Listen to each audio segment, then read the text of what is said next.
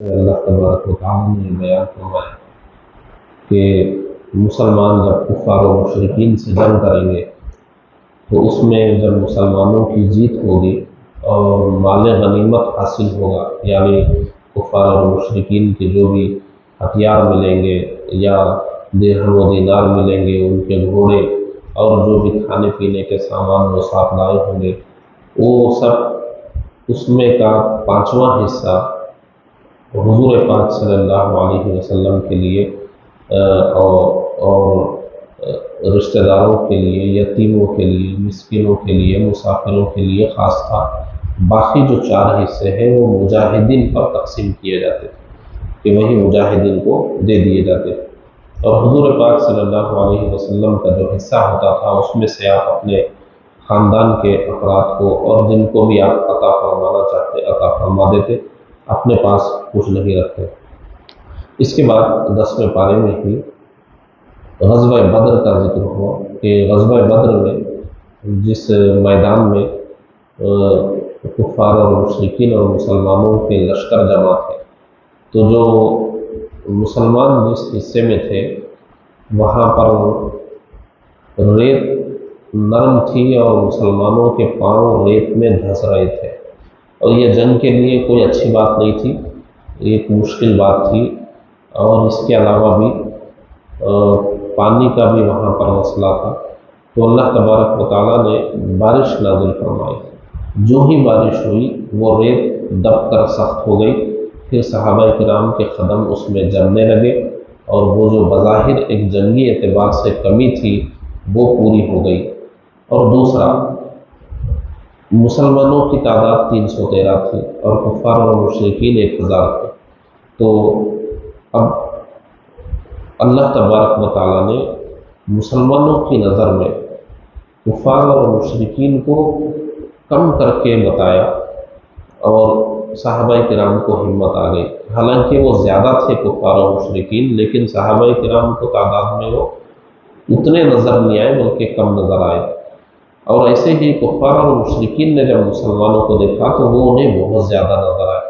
313 تھے لیکن زیادہ نظر آ رہے تھے، تو بظاہر اس سے مسلمانوں کو ہمت ملی اور کفار اور مشرکین کی ذرا ہمت کم ہوئی۔ اور یوں بھی بیان کیا گیا ہے کہ مسلمان جتنے تھے اس سے کم نظر آئے کفار اور مشرکین۔ اس میں حکمت یہ بیان کی گئی کہ اگر مسلمان کم نظر آئیں گے تو میدان چھوڑ کر نہیں جائیں گے، اور اللہ کا منشا یہ تھا کہ یہ لڑے اور مسلمانوں کے ہاتھوں ان کی ہار ہو جائے۔ تو اگر مسلمان ان کو زیادہ نظر آتے تو ہو سکتا ہے وہ واپس جا سکتے تھے، پھر ان کی شکست کیسے ہوتی۔ تو ایک حکمت یہ بھی تھی کہ مسلمان کفار اور مشرکین کو تھوڑے نظر آئے اور وہ جنگ میں ٹکے رہے اور مسلمانوں سے شکست کھا جائے۔ تو اس طرح یہ واقعہ اللہ نے یہ نعمت بھی یاد دلائی کہ یاد کرو جب تم ایسی جگہ پر تھے جہاں تمہارے پاؤں دھس رہے تھے اور تمہیں اس جگہ تکلیف ہو رہی تھی، اللہ تبارک و تعالیٰ نے پھر تمہاری مدد فرمائی، اور مدد فرمانے کے بعد اللہ نے تمہارے اوپر ایک اونگ طاری فرما دی، اور اونگ طاری فرمانے کے بعد تمہیں کفار اور مشرکین جو نظر آئے، تو مشرکین کو مسلمان اور مسلمانوں کو مشرکین اس انداز میں نظر آئے کہ اس میں مسلمانوں کا فائدہ ہوا۔ پھر اللہ نے بیان فرمایا کہ جب تم جنگ شروع ہو جائے تو پھر مضبوطی سے قائم رہنا اور اللہ کو یاد رکھنا جنگ کی حالت میں بھی کہ ہم اللہ کے لیے لڑ رہے ہیں، تو ہم چاہے زندہ رہیں یا ہماری جان جائے، ہم کو میدان میں ٹکے رہنا ہے۔ پھر اللہ نے فرمایا صبر کے ساتھ جنگ کرو، اللہ تعالیٰ صبر کرنے والوں کے ساتھ ہے۔ اور یوں ہی یہ بیان کیا گیا کہ جنگ حنین جب ہوئی فتح مکہ کے بعد، تو اس جنگ میں مسلمان بہت زیادہ تھے، تو اس میں بعض مسلمانوں کے دلوں میں یہ خیال آیا کہ آج تو ہم بہت زیادہ ہیں، جیسے پیچھے جو بھی جنگیں ہوئی تھی، بدر ہوا تھا، احد، غزوہ خندق، تبوک، سب میں مسلمان کم تھے، دشمن زیادہ تھے، لیکن حنین میں مسلمانوں کی تعداد بہت زیادہ تھی۔ تو بعض مسلمانوں کے دلوں میں آیا کہ آج تو ہم بہت ہیں، آج ہم کو کون ہرا سکتا ہے۔ جو ہی بعض مسلمانوں کے دلوں میں خیال آیا تو تھوڑی دیر کے لیے مسلمانوں کی شکست ہو رہی تھی، اللہ تبارک و تعالیٰ نے آیت نازل فرمائی کہ اپنی تعداد پر کبھی بھروسہ نہیں کرنا چاہیے، اللہ تبارک و تعالیٰ پر توکل کرنا چاہیے۔ تھوڑی دیر کے لیے مسلمانوں کی شکست کے حالات ہوئے، پھر بعد میں اللہ تبارک و تعالیٰ نے مسلمانوں کو بھی فتح عطا فرمائی، اور مسلمانوں کو ایک سبق ملا کہ مسلمانوں کی ہار اور جیت تعداد کے اوپر نہیں ہوتی ہے، بلکہ وہ کتنی مضبوطی کے ساتھ، کیسے ایمان کے ساتھ اور کیا مقصد لے کر میدان میں دشمن کے خلاف کھڑے ہیں، اس پر اس کی بنیاد ہوتی ہے۔ منافقین کے بارے میں بیان ہوا کہ منافقین جب بھی مسلمانوں کو جنگ میں جیت ہو جاتی تو وہ آتے تھے اور کہتے تھے کہ ہم بھی آنے والے تھے لیکن ایسا ایسا ہوا، ہم نہیں آ سکے، اور جب مسلمانوں کو نقصان ہوتا تو مسلمانوں کو ورغلاتے تھے کہ دیکھو ہم نہیں گئے اور ہمارا نقصان نہیں ہوا، تم بھی نہیں جاتے تو بچ جاتے۔ تو اللہ تبارک و تعالیٰ نے ان کی مذمت فرمائی کہ یہ منافقین جب مسلمانوں کو نقصان ہوتا ہے تو مسلمانوں کو ورغلانے کی کوشش کرتے ہیں، اور جب فائدہ ہوتا ہے تو لمبی لمبی زبان لے کر آ جاتے ہیں کہ ہم بھی تمہارے ساتھ آنے والے تھے، ہم کو بھی مال غنیمت میں سے حصہ دو۔ فرعون اور فرعونیوں کی بھی مثال یہاں پر بیان ہوئی ہے کہ انہوں نے بھی اللہ کی آیتوں کو جھٹلایا تو اللہ تبارک و تعالیٰ نے انہیں سخت عذاب میں پکڑ لیا اور ان کو پانی میں ڈبو دیا گیا۔ اس کے بعد یہ سورہ انفال میں مسلمانوں کو صبح قیامت تک کا ایک اصول دیا گیا ہے کہ جو امت مسلمہ کبھی فراموش نہیں کر سکتی، وہ کیا ہے؟ وہ یہ ہے کہ دشمنان اسلام کے خلاف اپنی طاقت بناتے رہو اور ان سے محتاط رہو۔ جتنے کفار اور مشرکین ہیں، یہود و نصارہ ہیں، ان کے خلاف طاقت بنا کر رکھنے کا اور ان کی سرگرمیوں پہ نظر رکھنے کا اور ان سے محتاط رہنے کا حکم ہے۔ یہ قرآن کا ایسا اصول ہے کہ جس زمانے میں مسلمانوں نے اس پر عمل نہیں کیا، مسلمانوں کی حکومتیں ختم ہو گئی۔ آپ چاہے سلطنت عثمانیہ دیکھیے یا ہندوستان کی سلطنت مغلیہ دیکھ لیجئے یا اندلس کی جو سلطنت تھی وہ دیکھیے یا بغداد کی سلطنت دیکھ لیجئے، جب بھی مسلمانوں کے ہاتھ سے حکومت گئی اس کی وجہ یہی تھی کہ انہوں نے دشمنوں سے سمجھوتا کر لیا، مل جل کر رہنے کی پالیسی پر وہ چلے، انہوں نے تبلیغ اسلام کو بھی چھوڑ دیا اور طاقت و قوت بھی انہوں نے نہیں بنائی۔ اس کے نتیجے میں کیا ہوا؟ دشمنان اسلام سے غافل ہو گئے، ان کی سرگرمیوں پر انہوں نے نظر نہیں رکھی، انہوں نے مسلمانوں کے خلاف چال چلی اور پھر مسلمانوں کے پاس طاقت بھی نہیں تھی، لہٰذا آپ دیکھیں گے بہت آسانی کے ساتھ پھر مسلمانوں کی حکومتوں کے تختے الٹ گئے۔ ہندوستان میں بھی جو مسلمانوں کی حکومت چلی گئی، یہاں کے بادشاہوں نے تبلیغ اسلام بند کر کے ایک یہ پالیسی اختیار کی کہ جتنے بھی یہاں پر مسلمان کافر ہیں سب مل جل کر رہیں گے اور مسلمان کوئی اپنی طاقت نہیں بنائیں گے، تو تبلیغ بھی انہوں نے بند کر دی، طاقت بھی بند کر دی۔ نتیجے میں دیکھیے کہ مسلمانوں کی حکومت چلی گئی اور یہی کفار و مشرکین جن پر مسلمانوں نے 6-7 صدیوں تک حکومت کی، ان کو زندہ رکھا، 70 سال نہیں گزرے ابھی یہ مسلمانوں کو نکالنا چاہتے ہیں۔ تو قرآن نے بیان کیا کہ ان کے خلاف ہمیشہ طاقت تیار رکھو، ان پہ نظر رکھو اور ان سے محتاط رہو، یہ ہمیشہ مسلمانوں کے خلاف سازش ہی کریں گے اور جب موقع ملے گا یہ مسلمانوں کو نقصان پہنچانے کی کوشش کریں گے۔ اس کے بعد بیان کیا گیا کہ جو مسلمان کی ایمانی طاقت ہے وہ ایمانی طاقت بیان کی گئی کہ مسلمان صرف جسمانی طاقت کے بلبوتے پر نہیں جیتتا ہے بلکہ اس کے پاس ایمانی طاقت ہوتی ہے۔ ایک مسلمان 10 کافروں پر بھاری ہوتا ہے، یہ اس میں بیان کیا گیا۔ پھر ابتدائی اسلام میں حکم یہی تھا کہ ایک مسلمان 10 کافروں کے مقابل بھی اس کو نکلنا تھا۔ پھر اس میں ذرا رخصت آئی کہ ایک مسلمان 2 کافروں کے مقابل قرار دیا گیا کہ دگنی تعداد سے جنگ کرنا ہے، اس سے زیادہ ہو تو جنگ کو روک سکتے ہیں۔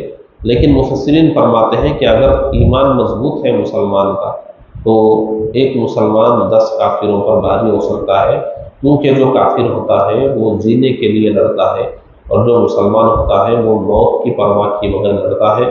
شہادت کی آرزو میں لڑتا ہے۔ جو موت سے ڈرے بغیر لڑ رہا ہو اس سے موت کی تمنا کرنے والے نہیں لڑ سکتے۔ جنگ بدر میں 70 سردار تو مارے گئے تھے، 70 گرفتار ہوئے تھے۔ یہ جو گرفتار ہوئے تھے ان کے بارے میں حضور نے مشورہ فرمایا تو حضرت عمر فاروق رضی اللہ عنہ نے فرمایا تھا کہ یا رسول اللہ یہ سب دشمنان اسلام ہے، مسلمانوں سے انہوں نے جنگ کی ہے، ان سب کو قتل کر دیا جائے۔ ابو بکر صدیق رضی اللہ عنہ نے فرمایا تھا کہ یا رسول اللہ یہ سب ہمارے ہی قبیلے کے، قریش کے، مکہ کے لوگ ہیں، کوئی دور کے لوگ نہیں ہیں، فدیہ لے کر ان کو چھوڑ دیا جائے۔ حضور نے فدیہ لے کر ان کو چھوڑ دیا۔ جن کے پاس فدیہ نہیں تھا ان سے بھی کچھ کام لے کر ان کو چھوڑ دیا گیا۔ بعد میں آیت نازل ہوئی کہ ہونا تو یہی تھا کہ ان سب کو قتل کر دیا جاتا اور اسلام کی شان و شوکت ظاہر کی جاتی، لیکن اللہ کے نبی نے جب ان کو چھوڑنے کا فیصلہ کر دیا تو اللہ کا بھی وہی فیصلہ ہے، کیونکہ جو نبی فیصلہ فرماتے ہیں اللہ تبارک و تعالیٰ بھی وہی فیصلہ فرما دیتا ہے، اور نبی جس سے راضی ہو جائے اللہ تعالیٰ بھی اس سے راضی ہو جاتا ہے۔ تو ہمارے نبی کی شان یہاں دکھا دی گئی۔ اللہ فرماتا ہے ہونا تو یہ تھا کہ ان کو قتل کر دیا جاتا، لیکن ہمارے نبی نے ان کو چھوڑ دیا تو اب اللہ نے بھی ان کو چھوڑ دیا۔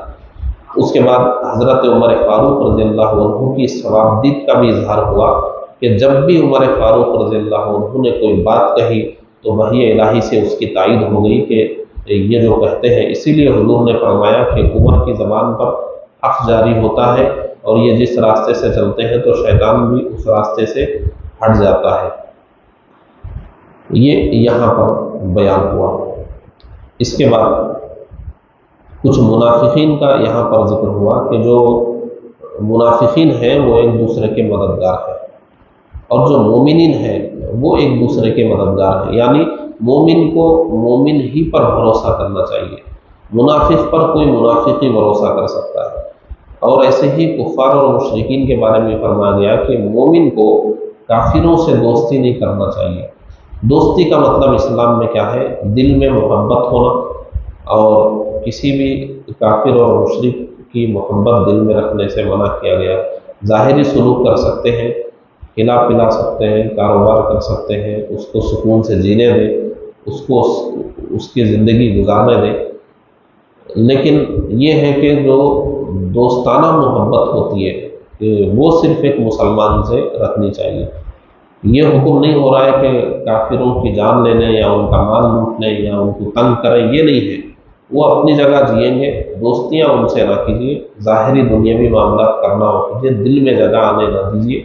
دوستی صرف مسلمان اور مومن سے ہی کیجیے، نہ تو منافقوں سے دوستی کریں، نہ کفار اور مشرکین سے دوستی کریں۔ اس کے بعد سورہ توبہ کا آغاز ہے۔ آپ قرآن شریف لے کر کبھی دیکھیے، 114 صورتیں قرآن شریف میں ہیں۔ ہر سورہ کے شروع میں بسم اللہ الرحمن الرحیم لکھا ہوا ہے، لیکن سورہ توبہ کے پاس بسم اللہ الرحمن الرحیم لکھا ہوا نہیں ہے۔ اس کی کیا وجہ ہے؟ اس کی وجہ یہ بیان کی گئی کہ جو سورہ انفال ہے، سورہ توبہ ہے، دونوں کے مضامین ایک جیسے ہیں، اس لیے بیچ میں فصل کے طور پر اس کو نہیں لکھا گیا ہے۔ اور سورہ توبہ کے شروع میں اللہ کے غضب کا بھی اظہار ہے، یہ بھی ایک وجہ بیان کی جاتی ہے۔ سورہ توبہ میں سب سے پہلے کیا بیان ہوا؟ جب فتح مکہ ہوا تو اسلام دیکھیے، اسلام نے کسی کو زبردستی نہیں کی کہ تم مسلمان نہ ہو۔ فتح مکہ ہوا تو جتنے کفار اور مشرکین تھے ان کو 4 مہینے کی مہلت دی گئی، جہاں جانا ہے چلے جاؤ، کسی کو نہیں مارا جائے گا۔ کوئی اسلام سمجھنا چاہتا ہے تو مسلمانوں کے پاس آ کر اسلام سمجھے، اور کوئی اگر اپنی فوج بنا کر دوبارہ مسلمانوں سے لڑنے کے لیے موقع بنانا چاہتا ہے تو وہ بھی کر لے، اس کا بھی وقت دیا گیا۔ تو 4 مہینے کا وقت دیا گیا، جبکہ اس زمانے میں اس کی کوئی مثال نہیں تھی۔ جو بھی آتے تھے، جن پر بھی غلبہ مل گیا ان کو مار کاٹ کر ختم کر دیا جاتا تھا۔ لیکن یہ حضور جو رحمت للعالمین بن کر آئے تھے، آپ نے پہلی بار دنیا کو یہ دکھایا تھا کہ جن سے جیت جائے ان کو مار دینا کوئی ضروری نہیں۔ حضور نے 4 مہینے کا موقع دیا، اور اس کے بعد یہ فرمایا کہ کسی کو نہیں مارا جائے گا، اور جتنے لوگ ہیں وہ پھر کہیں جمع ہو کر مسلمانوں سے لڑنے کے لیے فوج بنانا ہو تو بنا لیں، یا اسلام سمجھنا ہو تو اسلام سمجھے، لیکن 4 مہینے کے بعد مہلت ختم ہو جانے کے بعد پھر ان کو کچھ مہلت نہیں دی جائے گی، یا تو انہیں مسلمانوں سے جنگ کرنی پڑے گی یا تو پھر انہیں اسلام قبول کرنا ہوگا۔ یہ اعلان براءت کیا گیا تھا۔ پھر اس میں یہ بھی بیان ہوا کہ اسلام میں 4 مہینے حرمت والے ہیں۔ وہ 4 مہینوں میں ذی القعدہ، ذی الحجہ، محرم اور رجب، یہ 4 مہینوں میں جنگ نہیں ہوگی، یہ حرمت والے مہینے ہیں۔ اس کے بعد ایک آیت ہے، دیکھیے اس میں کیا بیان کیا گیا ہے۔ فتح مکہ کے بعد بھی کوئی مشرک اگر مسلمان کے پاس آ کر یہ کہے کہ مجھے پناہ دے دو، اس کو پناہ دے دیں گے، اور پھر وہ کہے کہ مجھے فلاں جگہ پہنچا دو تو پہنچا بھی دیں گے۔ یہ نہیں کہا گیا کہ مشرک ملے اس کو مار دو۔ فتح مکہ کے بعد بھی یہ حکم ہوا، کوئی مشرک آ کر مسلمان سے کہے مجھے پناہ دے دو تو پناہ دے دو، اور کہے کہ فلاں جگہ مجھے جانے دو تو اسے جانے دیا جائے۔ اتنا رحمت والا مسلمانوں کے ساتھ، مشرکین کے ساتھ معاملہ کیا گیا۔ اور اس کے بعد مسجد کے حوالے سے بیان کیا گیا کہ مسجد ایمان والے تعمیر کرتے ہیں اور ایمان والے ہی اس کو آباد کرتے ہیں، یہ ایمان والوں کا ہی کام ہے، یہ کام منافقین کا نہیں ہے۔ کیونکہ اس وقت کچھ منافقین کی کارروائیاں ایسی چل رہی تھی، انہوں نے بھی ایک مسجد کے نام پر ایک عمارت بنائی تھی اور حضور سے بہت خواہش کرتے تھے کہ آپ تشریف لائیں، اس کا افتتاح فرما دیں، وہاں نماز ادا فرما دیں۔ حضور نے اس کو مسجد ضرار فرمایا کہ یہ تفریق بین المسلمین کے لیے منافقین اور ابو عامر فاسق جیسے لوگوں نے بنائی ہے، حضور نے اس کو منہدم کر دینے کا حکم فرمایا تھا۔ پھر آیت نازل ہوئی کہ یہ کام منافقین کا نہیں ہے، نہ کفار اور مشرکین کا ہے، یہ مومنین کا کام ہے۔ مومنین ہی مسجد کو تعمیر کریں گے اور مومنین ہی مسجد کو آباد کریں گے، اور اللہ کا ڈر مومنین ہی کو ہوتا ہے۔ اور حضور کے زمانے میں جو کفار اور مشرکین حاجیوں کو پانی پلا رہے تھے اور حاجیوں کی خدمت کر رہے تھے، ان کے بارے میں فرمایا گیا کہ جب انہوں نے اللہ کے رسول کو ہی نہیں مانا، ابراہیم علیہ السلام کے دین کو ہی انہوں نے چھوڑ دیا، تو حاجیوں کو پانی پلانے سے کوئی فائدہ نہیں ہوگا، ان کی خدمت کرنے سے کوئی فائدہ نہیں ہوگا، اور مسجد حرام کو اپنے انتظام میں رکھنے سے کوئی فائدہ نہیں ہوگا۔ نبی کی محبت، نبی پر ایمان سب سے بڑی چیز ہے، وہ دیکھا جائے گا۔ وہ نہ ہو تو پھر حرمین پر بھی آدمی قابض ہو اور انتظام بھی کرے تو بھی اسے خادم الحرمین نہیں کہا جائے گا۔ یہی دیکھا جائے گا کہ پہلے وہ محب رسول ہے یا نہیں ہے۔ اس کے بعد یہ ترغیب دی گئی ہے کہ جس شخص کے اندر بھی اللہ کے رسول کی محبت، اپنے ماں باپ سے زیادہ، اولاد سے زیادہ، اپنے کاروبار سے زیادہ، اپنے گھر سے زیادہ، سونے چاندی سے زیادہ، ہر چیز سے زیادہ اگر اس کے اندر اللہ کے رسول کی محبت نہیں ہے، اور اللہ کی راہ میں کوشش کرنے کی محبت اور اللہ کی راہ میں جہاد کرنے کی محبت اس کے اندر نہیں ہے، ان سب چیزوں سے زیادہ اس سے محبت ہے، تو انہیں اللہ کے عذاب کا انتظار کرنا چاہیے۔ اتنی سخت وعید ہے، یعنی ایک مسلمان کو سب سے زیادہ اللہ اس کے رسول سے محبت رکھنا چاہیے، اس کے بعد ہی بیوی، بچے، ماں باپ، دوست احباب، کاروبار، دولت، مکان، سب اس کے بعد ہے۔ پھر یہاں پر غزوہ حنین میں اللہ تبارک و تعالیٰ نے مومنین پر جو اطمینان اور سکون کی کیفیت نازل فرمائی، اس کو بیان کیا۔ دیکھیے جنگ ایک ایسا موقع ہوتا ہے کہ جنگ میں انسان گھبراہٹ کا شکار ہوتا ہے۔ جنگ میں گھبراہٹ کیا ہوتی ہے؟ صحابہ کرام کو جنگ میں گھبراہٹ ہوتی تھی، وہ جان جانے کی نہیں ہوتی تھی، وہ تو جاتے ہی تھے شہادت حاصل کرنے۔ ان کو گھبراہٹ یہ ہوتی تھی کہ اگر ہماری شکست ہو گئی تو اسلام کا کیا ہوگا، ملت کیسے آگے بڑھے گی، اسلام سربلند کیسے ہوگا۔ اس لیے ان کو کبھی کبھی گھبراہٹ ہوتی تھی کہ ہماری ہار نہیں ہے، وہ اسلام کی ہار ہوگی، ملت اسلامیہ کی ہار ہوگی، جبکہ یہ نبی کا مشن ہے۔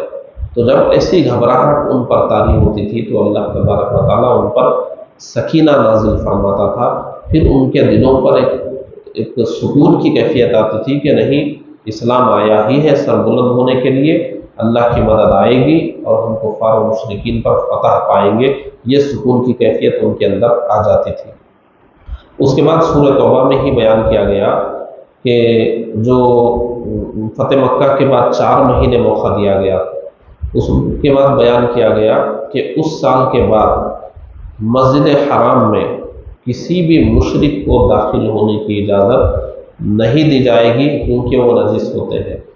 تو تو اس کے بعد پھر جتنے بھی مشرکین تھے ان سب کو جو مہلت دی گئی تھی اس وقت کے بعد پھر مسجد حرام میں داخل ہونے کا ان کو موقع نہیں دیا گیا، کیونکہ یہ پاک صاف مقام ہے اور کفار اور مشرکین وہ بے ایمانی اور کفر و شرک کی نجاست سے آلودہ ہیں، یہاں پر نہیں آئیں گے۔ پھر یہودیوں کے بارے میں بیان ہوا کہ انہوں نے حضرت عزیر علیہ السلام کو اللہ کا بیٹا کہہ دیا تھا، عیسائیوں نے حضرت عیسیٰ علیہ السلام کو اللہ کا بیٹا کہہ دیا تھا۔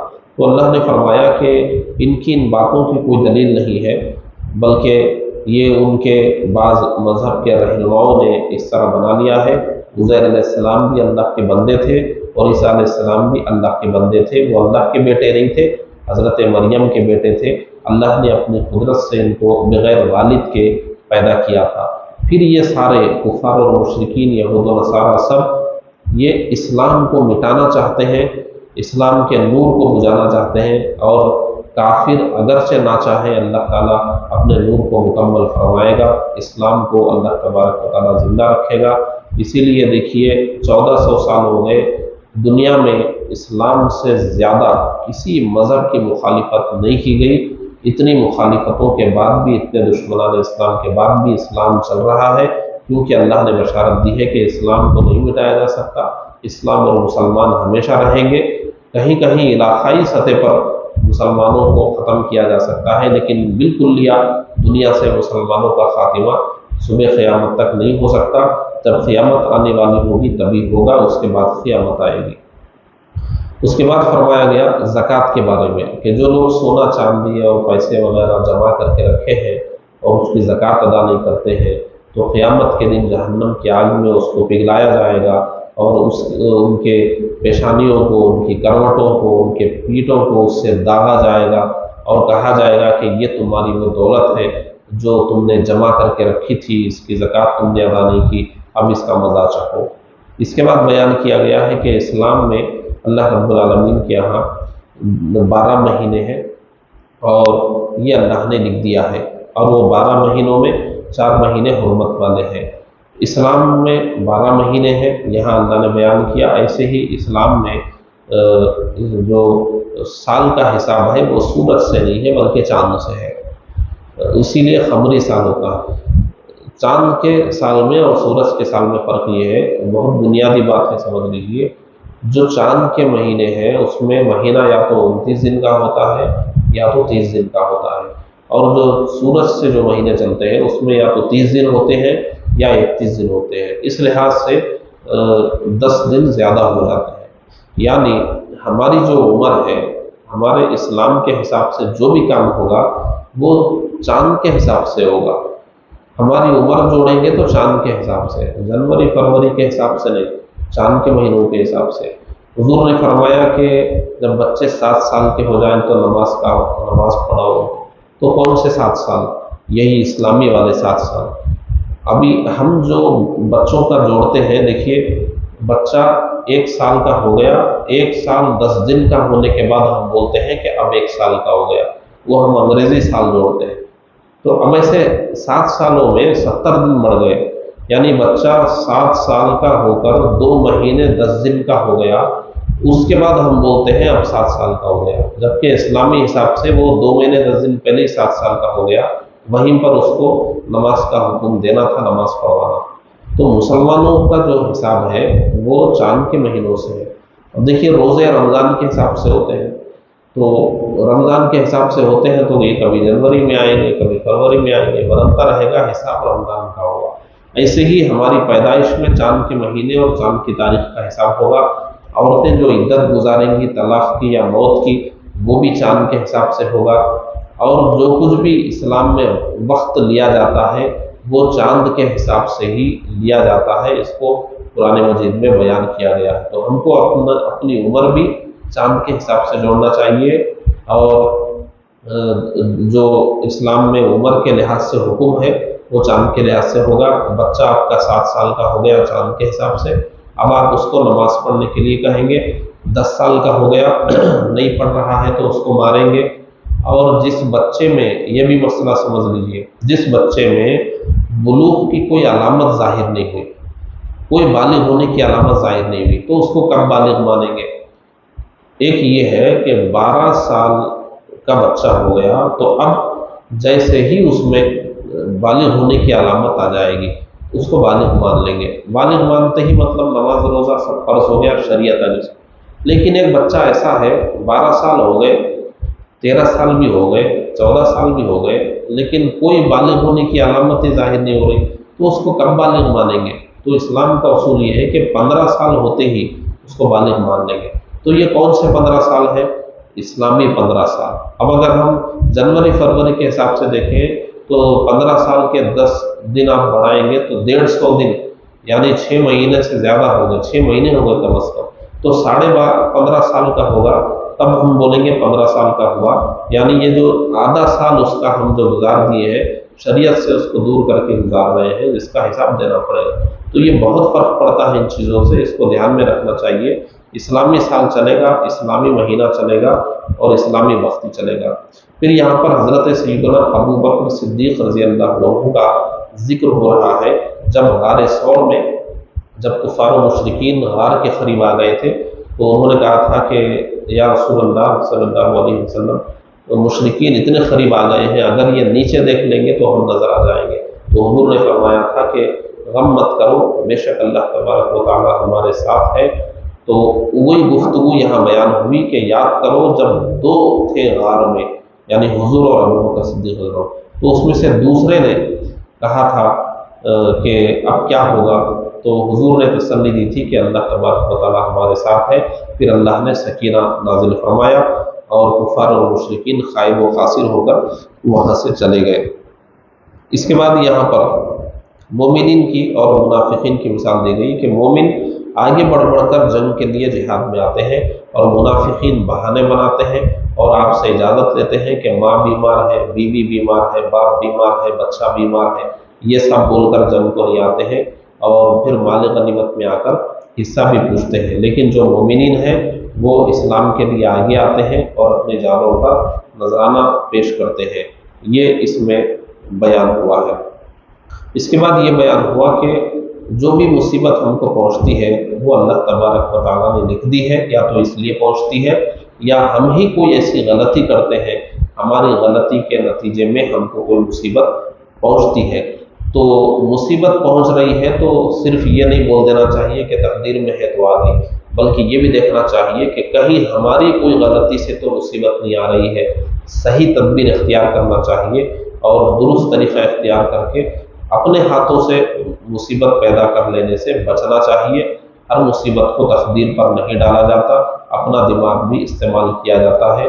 اللہ کے رسول نے یہ فرمایا ہے کہ صحیح تدبیر اختیار کرو۔ اس کے بعد بھی مصیبت آتی ہے تو پھر وہ اللہ تبارک و تعالیٰ کی جانب سے ہے، اس پر صبر کرنا چاہیے اور دعا مانگنا چاہیے۔ اور اس کے بعد پھر وہی بیان ہوا کہ منافقین مومنوں کے بارے میں کہتے تھے کہ مدینہ منورہ کے کفار اور جو یہود و نصارہ تھے ان سے بھی کہتے تھے کہ یہ ذلیل قسم کے لوگ آ کر مدینے میں اپنی طاقت بنا رہے ہیں۔ اللہ نے فرمایا کہ ذلیل یہ لوگ ہیں منافقین اور یہود و نصارہ، عزت تو اللہ کے رسول کے لیے ہے اور عزت تو مومنین کے لیے ہے۔ اور مومنوں سے فرمایا گیا کہ اگر کافروں کے پاس، یہود و نصارہ کے پاس دولت بہت زیادہ ہے، اولاد بہت زیادہ ہے تو اس سے تعجب مت کرو، تمہارے لیے آخرت ہے۔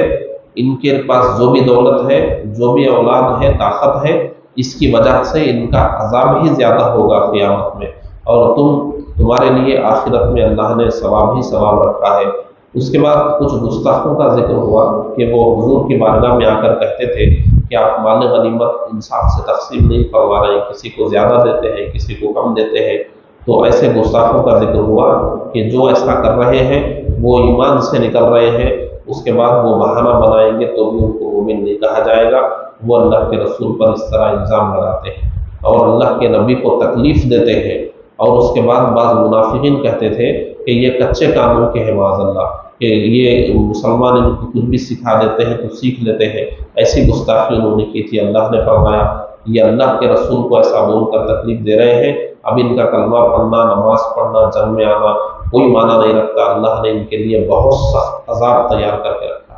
اس لیے مسلمانوں کو کہا گیا ہے اللہ کے رسول کے بارے میں کچھ بھی بولنے سے پہلے 100 مرتبہ سوچنا چاہیے۔ اگر کوئی غلط بات نکل گئی اللہ کے رسول کے لیے تو پھر ہماری نماز روزہ سب کچھ اکارت ہو جائے گا۔ اس لیے اللہ کے رسول صلی اللہ علیہ وسلم کے بارے میں جب زبان کھولے تو تعظیم کی بات کریں اور اچھی بات کریں۔ اور یہاں پر فرمایا گیا، دیکھیے کتنا سخت لہجہ یہاں پر ہے، جو اللہ کے رسول کی گستاخی کیے تھے انہوں نے بعد میں کہا نہیں نہیں ہمارا یہ مطلب نہیں تھا، ہم نے ایسا نہیں کہا تھا۔ اللہ نے فرمایا بہانے مت بناؤ، تم کافر ہو چکے ہو، تم ایمان لانے کے بعد کافر ہو گئے۔ تو اللہ کے رسول کی جب کوئی گستاخی کرتا ہے تو اس کی کوئی تعبیر نہیں سننا چاہیے۔ قرآن کا حکم یہ ہے کہ جو اللہ کے رسول کی گستاخی کرے اسے سیدھے کافر کہہ دو، یہی سنت الہیہ ہے۔ اللہ کے رسول کے بارے میں کوئی برا بھلا بولے، اب اس کی صفائی بھی سننا جرم ہے، اس کو سیدھے کہا جائے گا لا تعتذروا قد کفرتم، اب بہانے مت بناؤ، تم کافر ہو چکے ہو۔ اس کے بعد صرف توبہ کا راستہ رہ جاتا ہے کہ وہ گستاخی قبول کر لے، سچے دل سے توبہ کرے، دوبارہ تجدید ایمان کرے، تجدید نکاح کرے، تو پھر اس کے بعد ہی اس کو مسلمان مانا جائے گا، اس کی نماز جنازہ پڑھی جائے گی، اس کو مسلمانوں کے قبرستان میں دفن کیا جائے گا، ورنہ اس کا بائیکاٹ ہی کر دیا جائے گا۔ اور یہاں پر فرمایا گیا ایسے لوگوں پر اللہ کی لعنت ہے، ہمیشہ کا جہنم ہے اور ان کے لیے بہت سخت عذاب ہے۔ پھر اس کے بعد نوح علیہ السلام کی قوم کا، عاد علیہ السلام کی قوم کا، ابراہیم علیہ السلام کی قوم کا ذکر ہوا کہ پیچھے بھی یہ واقعات گزرے کہ اللہ تبارک و تعالیٰ نے کس طرح نبیوں کو بھیجا اور انہوں نے انکار کیا، پھر اس کے بعد اللہ کا عذاب ان کی طرف آیا۔ اس کے بعد پھر یہ حکم ہو رہا ہے نبی سے کہ اے پیارے حبیب، کافروں منافقوں کے ساتھ سختی کیجیے، ان کے ساتھ نرمی مت کیجیے۔ اسی لیے اللہ کے رسول نے بعد میں کفار کے ساتھ بھی اور منافقین کے ساتھ بھی سختی فرمائی اور مسجد نبوی سے ان کو نکال کر باہر فرما دیا، اور اللہ نے فرمایا یہ منافقین جھوٹی قسم کھاتے ہیں، یہ اپنی زبان سے کفر بول چکے ہیں۔ جب کفر بول چکے ہیں تو اب ان کا کلمہ پڑھنا ان کو کوئی فائدہ نہیں دے گا۔ ان کے کلمہ پڑھنے کو دیکھ کر نرمی نہ کرو، بلکہ ان کے ساتھ سختی برتو اور انہیں نکال کر اپنی صفوں سے باہر پھینک دو۔ یہی اللہ تبارک و تعالیٰ کا حکم ہے۔ اس کے بعد اتنی سخت بات یہاں پر بیان ہو رہی ہے اللہ کے رسول سے کہ اے پیارے حبیب، یہ جو آپ کی گستاخی کر رہے ہیں منافقین، اگر آپ بھی ان کی مغفرت کی دعا کریں گے تو اللہ تعالیٰ ان کی مغفرت نہیں فرمائے گا، بلکہ یہ فرمایا جا رہا ہے کہ اے پیارے حبیب، اگر آپ 70 بار بھی ان کے لیے مغفرت کی دعا کریں گے تو اللہ تعالیٰ ان کی مغفرت فرمانے والا نہیں ہے، کیونکہ انہوں نے اللہ کے رسول کی گستاخی کی ہے۔ اللہ تعالیٰ کبھی ان کی مغفرت نہیں۔ تو کتنا بڑا جرم ہے، دیکھیے اللہ کے رسول کی گستاخی۔ کوئی ایسی بات بندے کی زبان سے نکلتی ہے نبی کے بارے میں تو پھر سوچ لیجئے کہ اتنا سخت اس کا عذاب ہے کہ خود اللہ کے رسول بھی مغفرت کی دعا کرے تو ایسے شخص کی مغفرت نہیں ہوتی۔ اسی لیے ہمارے اکابرین نے فرمایا نبی کے بارے میں جب بولو، نبی کی تعظیم بیان کرو، ہرگز یہ مت بولو نبی کو یہ نہیں معلوم تھا، وہ نہیں معلوم تھا، نبی معاذ اللہ مر کر مٹی میں مل گئے، نبی بھی ہماری طرح انسان تھے، نبی کا مقام جتنا ہے اتنا ہی رکھو، زیادہ نبی کی آگے مت بڑھاؤ، اللہ کے برابر ہو جائے گا۔ یہ سب کبھی نبی کے بارے میں نہیں کہنا چاہیے۔ قرآن نے جب بھی نبی کا ذکر کیا، نبی کی شان بیان کی ہے، پوری امت مسلمہ نے جب زبان کھولی ہے نبی کی شان بیان کی ہے۔ جو لوگ بہت آسانی سے حضور کے بارے میں کچھ بول دیتے ہیں، انہیں سوچنا چاہیے کہ ان کی نمازیں، روزے، حج، عمرے، صدقے کچھ بھی کام نہیں آئیں گے، سب منہ پر مار دیا جائے گا اور ہمیشہ کے لیے جہنم میں ڈال دیے جائیں گے۔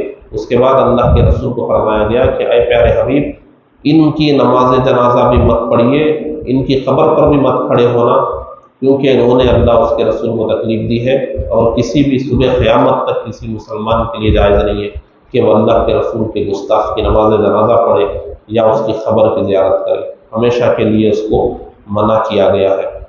یہ 10ویں پارے کے مضامین تھے۔ اللہ نے بیان فرمایا کہ جو گستاخان رسول ہوتے ہیں ان کے دلوں پر اللہ تعالیٰ مہر فرما دیتا ہے، وہ نہیں سمجھتے ہیں۔ آپ دیکھ لیجئے، سمجھا کر بھی دیکھیے، وہ نہیں سمجھنے والے، وہ نہیں سمجھتے ہیں اور گستاخی پر اڑے رہتے ہیں۔ اللہ نے بیان فرمایا کہ ان کے لیے اللہ نے جہنم تیار کی ہے، ان کے دلوں پر مہر ہے، ان کو چھوڑ دو، اللہ کے حوالے ہے ان کا معاملہ۔